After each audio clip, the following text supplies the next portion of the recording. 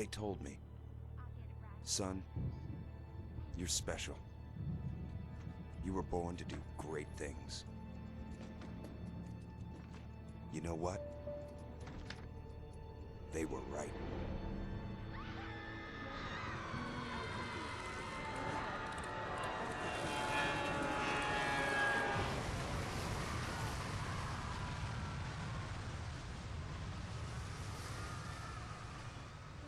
BIOSHOCK released in 2007, and everyone immediately realized how great of a gem the game actually was. Hi, my name is JPup, and today I am doing a game review on BIOSHOCK. So sit back, relax, grab a snack and a drink, and let's jump into it. Before we begin, I want to throw out 3 disclaimers. Disclaimer number 1. I have played all of the BIOSHOCK games, DLCs, and researched about the book and the story from multiple different sources. So I am qualified to review and talk about the story of BIOSHOCK. Now that doesn't necessarily mean that I will talk about the story in great detail because this is a game review. However, I will talk about the story a little bit. Disclaimer number 2. Spoilers.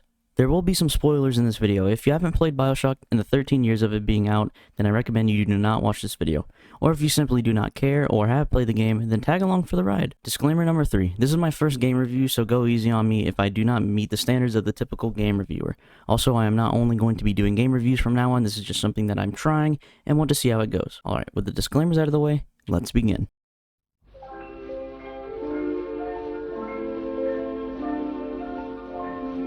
You play as a man named Jack Ryan, and you're on a plane, but the plane suddenly crashes in the middle of the Atlantic Ocean. You, the only survivor, swims to a nearby lighthouse, and you step into a bathysphere. The bathysphere takes you all the way to Rapture. City where the artist would not fear the censor, where the scientist would not be bound by petty morality, where the great would not be constrained by the small. You arrive and you are greeted by Atlas, a man looking for his wife and son who have been taken by the man running Rapture, Andrew Ryan. But wait, isn't your name Jack Ryan? That's correct. You are his son. But Jack doesn't know this, and neither do you, the player, until it is too late. Atlas tasks you to kill him and you go through with it. Kill!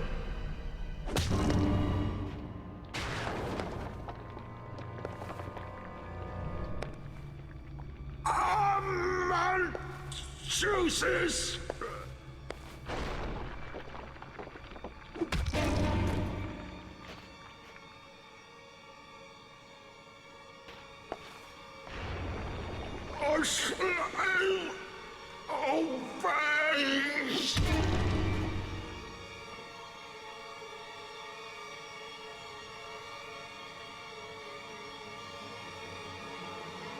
Obey!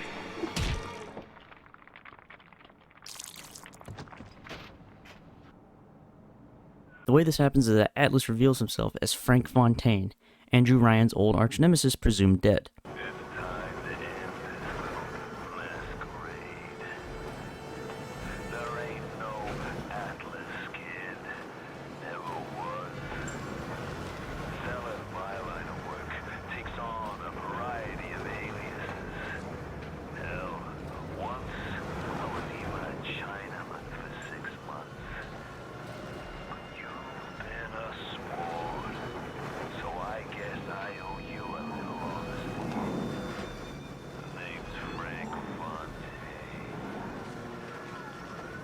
You learn that he's mind-controlled you with this simple phrase, "Would you kindly?" Would you kindly? Would you kindly get this? Would you kindly find that? Would you kindly find that? Would you kindly find it? Would you kindly get this? Would you kindly head to Ryan's office and kill the son of a bitch? This trigger word allows Fontaine to take full control of you and force you to do whatever he wants you to do. He does this so that he can take control over the city, Rapture. But this gets reversed by a woman named Tenenbaum. While you sleep, I undo some of Fontaine's mental conditioning. His control is no longer complete, but he can still pull some very unpleasant strings. He reverts Fontaine's control over you, and you go and confront him. And that's the end of BIOSHOCK. But that's a simplified version. I obviously missed a lot of important key details, so if you would like for me to make a video about the story, let me know down in the comments.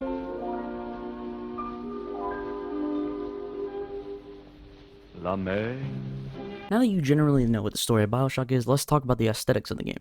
Now, I won't spend too much time on this, but this game is gorgeous.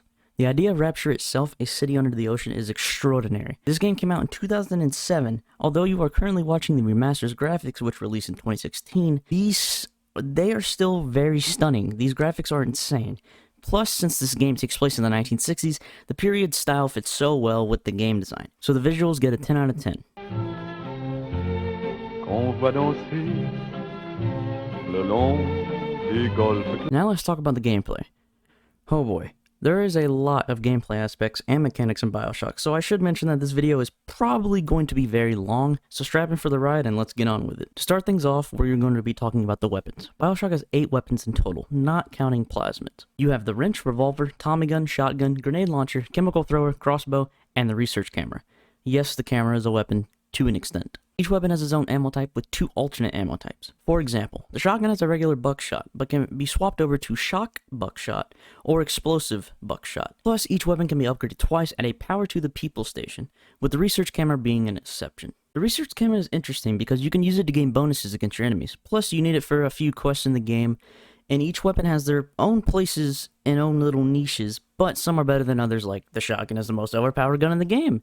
Well, the pistol is a little lackluster, but it is still a viable weapon if you're in a tight pinch. Now let's talk about the plasmids. There are a total of 11 plasmids, but you can only have 6 at one time in your plasmid slots. You can buy these plasmids at a Gatherer's Garden vendor. You can purchase plasmids with Atom, a separate currency from your cash. You earn Atom from Little Sisters. More on that later. Plasmids are amazing. They're the one thing that make BioShock stand out from other shooters. Now, of course, some plasmids are better than others. For example, the first plasmid you get is Electrobolt, and it is arguably the best plasmid of the game, while Cyclone Trap is probably one of, if not the worst plasmid of the game.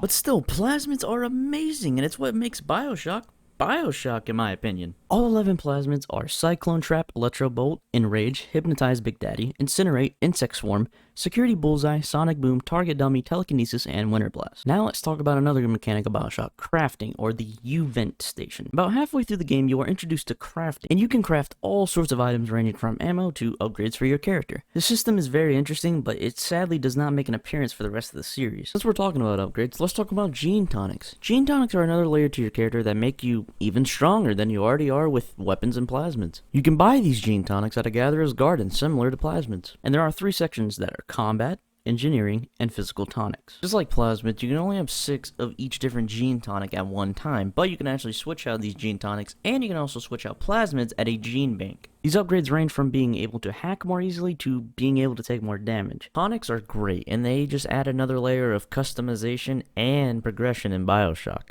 Since I just brought it up, let's talk about hacking. Hacking is a very useful tool that can give you the edge in the world of BioShock. You can hack cameras, turrets, safes, some doors, and even vending machines. Hacking is useful, but if you fail, you take damage, and if you fail too many times, you will in fact die. But don't you worry, you'll just simply respawn to the nearest Vita chamber. If you feel that something is a little too difficult to hack, you can simply just use an automatic hack tool. You can find these around the City of Rapture, or you can craft them at a U-Vent station. Vending machines are great because if you are low on medkits, EVE, or ammo, you can easily just buy some for the right price. You can carry a maximum of $500, and you can find money all around the City of Rapture, or you can just find them looting corpses that you've already killed. Vending machines are spread out fairly well around the City of Rapture, and they are a solid mechanic. Last but not least, you have your map to show you locations of your objectives, shops, etc. I personally didn't use the map in my playthrough that much, but it's there, so if you need to use it, you can use it. That's all the gameplay aspects and mechanics, just for the gameplay. Like I said, this video is going to be long, and I mean, I'm already on page 6 of this script, so I hope you're here for the ride in its entirety.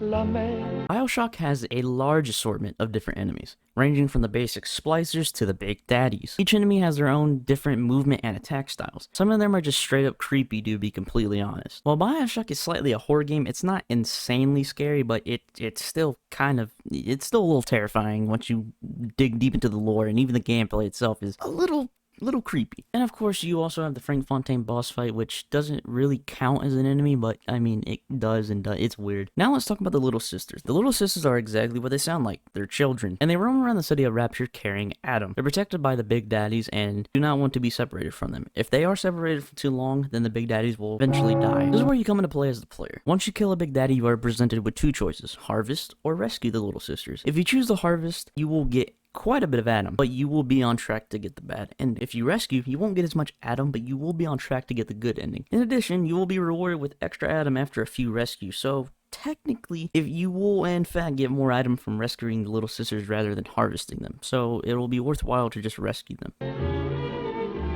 Des reflets changeants sous la pluie. There are 3 different endings in BioShock. 2 of them are bad and 1 of them is good. The 2 bad endings are relatively the same with slightly different tones, and the good ending is, well, good. Now I'm going to talk about the endings a little bit, so if you do not want to be spoiled, then go to this timestamp right here. If you don't skip to that timestamp, then you have been warned. Good ending is you do not take control of Rapture, and you take the little sisters with you to the surface and have a great life with them as a family. Bad ending number 1 is you do take control of Rapture, and you end up gaining nuclear power over the Atlantic. Bad ending number 2 is the exact same thing, just with a somber tone instead of an angry tone from the other bad ending. Overall, the endings aren't bad, and the good ending is technically the only one that's canon.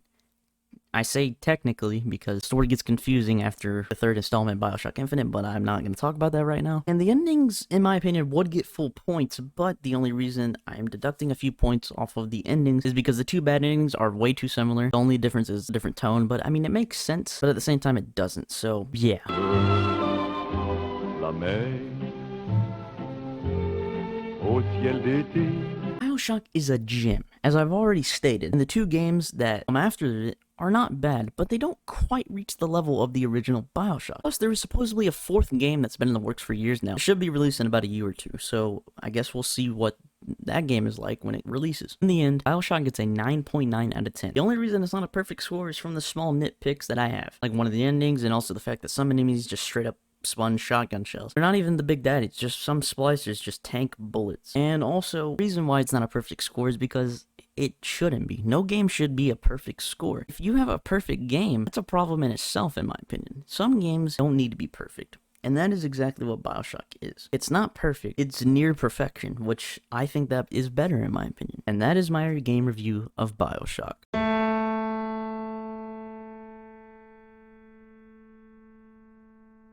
This video took a long time to make, so if you could hit that subscribe button and ring that bell, that'd be great. Also, be sure to like the video as well.